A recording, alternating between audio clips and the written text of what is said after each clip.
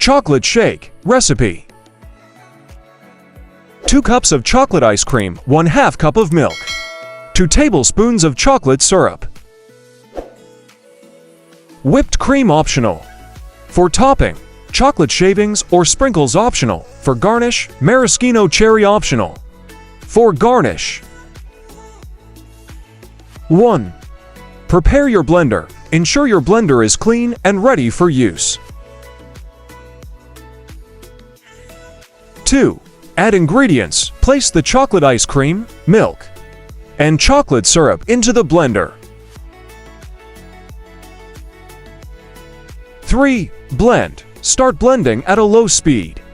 To combine the ingredients, gradually increase the speed to high and blend until the mixture becomes smooth and creamy. If the shake is too thick, you can add a bit more milk and blend again.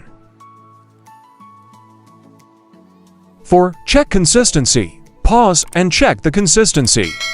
If it's too thin, you can add more ice cream and blend again for a thicker shake. 5. Garnish optional. Pour the chocolate shake into a tall glass.